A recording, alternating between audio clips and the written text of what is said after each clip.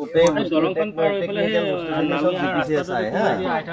আপোনালোকৰ অকল এইটো আধাৰ একাউণ্টত আধাৰ লিংকটো হোৱা নাই। আধাৰ লিংকটো আপোনালোকে কৰিব লাগিব। এয়াৰটেল পেমেণ্ট বেংকত কোনোবা জানা মানুহ এটাই দি গৈ এয়াৰটেল পেমেণ্ট বেংকত আপোনালোকে সেইটো কৰিব, আধাৰ লিংকটো কৰিব। তাৰপিছত যেতিয়াই পইচাটো এইটো কিবা এটা আমাৰ একাউণ্ট চেঞ্জ কৰাৰ কাৰণে বৰ্তমান পেমেণ্টটো মাৰিব পৰা নাই, আৰু ব্লকত যিদিনাই খোলা দিব পইচা সেইদিনাই মই আপোনালোকৰ পইচাটো ইয়াতে কৈ পেলাই আপোনালোকৰ তাত ক্ৰেডিট কৰাই দিম, যদি একো টেকনিকেল ইছ্যু নাথাকে।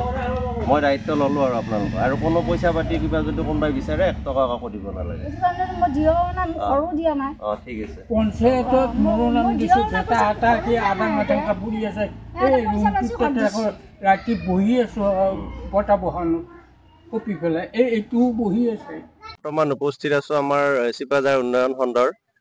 আগতে এই গাঁওখন বুঢ়া গাঁও পঞ্চায়তৰ আণ্ডাৰত আছিলে। সদ্য সমাপ্ত যি আমাৰ পঞ্চায়ত ইলেকশ্যন হৈ গ'ল, তাত আমাৰ চেঙেলীয়া গাঁও পঞ্চায়তত নাওডিঙা আৰু চকৰমুখ গাঁও দুখন আমাৰ চেঙেলীয়া পঞ্চায়তত সংলগ্ন হ'ল।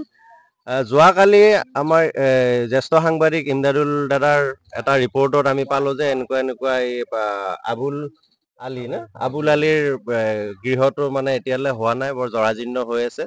আৰু এই খবৰটো পোৱাৰ লগে লগে মই পঞ্চায়ত কৰ্তৃপক্ষৰ লগত কথা পাতিলোঁ আৰু তেওঁলোকক ক'লোঁ যে আপোনালোকে আজি 10:30টাৰ ভিতৰত তেওঁলোকৰ ঘৰত আহিব, কি আছে কি নাই আমি আলোচনা কৰি দিম। মোৰ সেই কথা মতে তেওঁলোকে আহিল, 2জন GPC আৰু আমাৰ সচিবগৰাকী, দুয়োগৰাকীৰ লগত আমি আলোচনা কৰি তেওঁলোকৰ কাৰিকৰী অকণমান কাম বাকী আছে চৰকাৰী গৃহটোৰ কাৰণে। সেই কাৰিকৰী কামখিনি GPCজনে নিজে দায়িত্ব লৈছে কৰি দিম বুলি। তেওঁলোকৰ কিবা এটা একাউণ্টছৰ কাম আছে, একাউণ্টটো তেওঁলোকে কৰিব লাগিব। আৰু মই এওঁলোকক কথা দিলোঁ যে এই কামখিনি হোৱাৰ পিছতেই GPC বা সচিব বা আমাৰ উন্নয়ন খণ্ডৰ সহযোগত এওঁলোকৰ যি চৰকাৰী আৱাস গৃহটো আছে, এই আৱাস গৃহটো যেনেকৈ নহওক আমি দিয়াৰ ব্যৱস্থা কৰিম।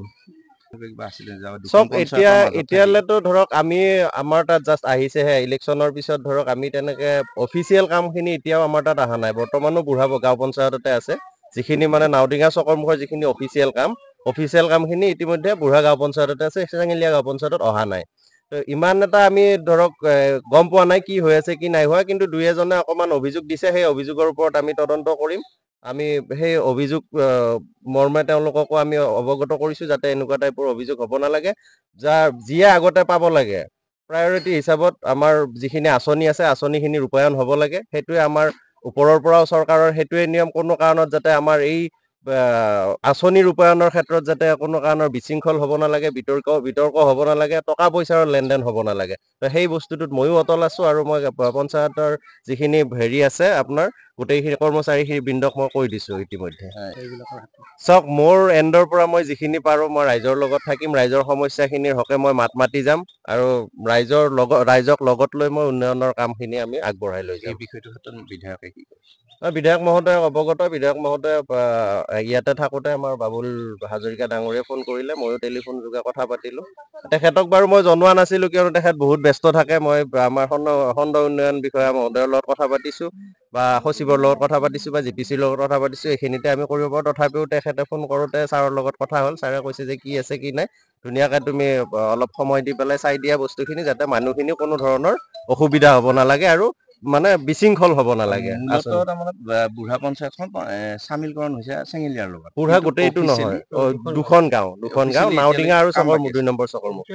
অফিচিয়েলি মানে অফিচৰ যিমানখিনি কাম থাকে এইবিলাক লিষ্টটো আগৰে আছিলতো, 2023-24 বৰ্ষৰে আছিলে সম্ভৱতঃ।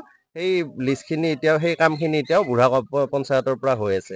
ইয়াৰ পিছত নতুন যিবিলাক আহিব সেইবিলাক চেঙেলীয়া পঞ্চায়তত আমাৰ আহি যাব।